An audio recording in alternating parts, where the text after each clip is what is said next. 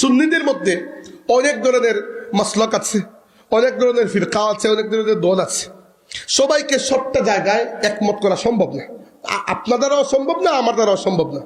কিন্তু কমসে কম আল্লাহর রসুলের তাজিম এবং মহব্বতের ব্যাপারে তো এক হওয়া উচিত, যে আল্লাহর রসুলের ইজ্জতের ব্যাপারে আমরা কোনো কম্প্রোমাইজ করবো না। আহলে সুন্নাত ওয়াল জামাতের মধ্যে বর্তমানে 4টা মাযহাব আছে। বর্তমানে বললাম কারণ আগে আরো বেশি ছিল, এখন এই 4টার মধ্যে বাকি সবগুলো শামিল হয়ে গেছে। একটা হচ্ছে হানাফি, এটা হচ্ছে মালিকি, এটা হচ্ছে শাফিঈ, এটা হচ্ছে হাম্বলি মাযহাব। নাম শুনেছেন এইগুলোর? আচ্ছা, এই 4 মাযহাবের 4 ইমাম একমত যে রাসূলুল্লাহ সাল্লাল্লাহু আলাইহি ওয়াসাল্লামের ব্যাপারে যদি কোনো ব্যক্তি ইচ্ছাকৃতভাবে এবং স্পষ্ট শব্দে কোনো শাতাম, সাব, গালিগালাজ, কটূক্তি এরকম কোন শব্দ যেটা আল্লাহর রসুলের ইজ্জতের সুস্পষ্ট হানি ঘটায়, তাহলে ইসলামে তার শাস্তি হচ্ছে মৃত্যুদণ্ড। যে মাসলাকই হোক না কেন, যারা আহলে সুন্নাত ওয়াল জামাতের আকীদায় আল্লাহর রসুলের ব্যাপারে আমাদের আনকম্প্রোমাইজিং একটা পজিশনে যেতে হবে, যে আমার সামনে আল্লাহর নবীর ব্যাপারে কেউ কোনো বকওয়াস করলে সে ফিরে যেতে পারবে না ইনশাআল্লাহ।